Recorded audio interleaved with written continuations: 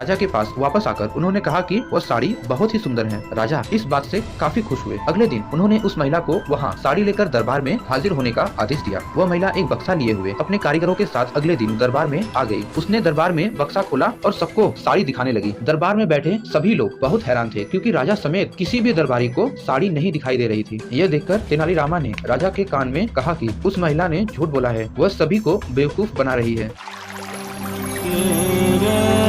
कलाशों का अंत न पाया, अंत पे अंत मेरी माया।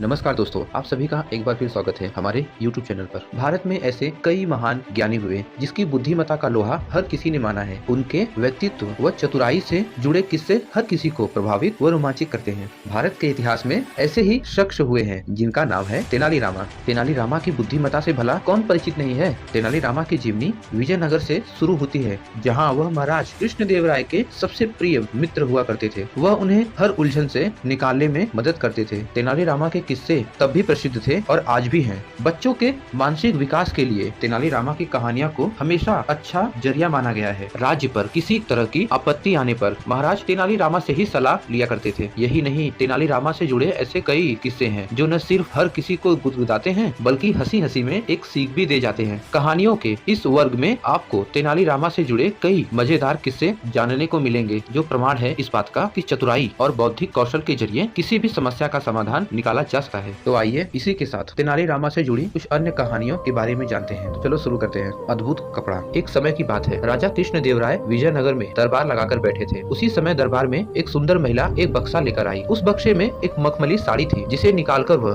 दरबार में राजा और सभी दरबारियों को दिखाने लगी। साड़ी इतनी सुंदर थी कि जो भी उसे देखता वह हैरान रह जाता। महिला ने राजा से कहा कि वह ऐसी ही सुंदर साड़ी बनाती है। उसके पास कुछ कारीगर हैं जो अपनी गुप्त कलाओं से इस साड़ी की बुनाई करते हैं। उसने राजा से निवेदन किया कि अगर राजा उसे कुछ धन दे दे तो वह उनके लिए भी ऐसी ही साड़ी बना देगी। राजा कृष्णदेवराय ने महिलाओं की बात मान ली और उसे धन दे दिया। महिला ने साड़ी तैयार करने के लिए 1 साल का समय मांगा। इसके बाद वह महिला साड़ी बुनने वाले अपने कारीगरों के साथ राजा के महल में ही रहने लगी। वह साड़ी की बुनाई करने लगी। इस दौरान वह महिला व कारीगर के खाने पीने से लेकर तमाम खर्चे राजमहल ही उठाता था। इसी तरह 1 साल का समय निकल गया। फिर राजा ने अपने मंत्रियों को उस साड़ी को दिखाने के लिए उस महिला के पास भेजा। जब मंत्री कारीगर के पास गए तो वह देखकर हैरान रह गए। वहाँ 2 कारीगर बिना किसी धागे व कपड़े के कुछ बुन रहे थे। महिला ने बताया कि उसके कारीगर राजा के लिए साड़ी बुन रहे हैं, लेकिन मंत्रियों ने बताया कि उन्हें कोई साड़ी नहीं दिखाई दे रही है। इस पर उस महिला ने कहा कि यह साड़ी सिर्फ वही लोग देख सकते हैं जिसका मन साफ हो और जीवन में उन्होंने कोई पाप नहीं किया हो। महिला की यह बात सुनकर राजा के मंत्री परेशान हो गए। उन्होंने बहाना बनाते हुए उस महिला से कहा कि उन्होंने वह साड़ी देख ली है और वो वहाँ से चले गए। राजा के पास वापस आकर उन्होंने कहा कि वह साड़ी बहुत ही सुंदर है। राजा इस बात से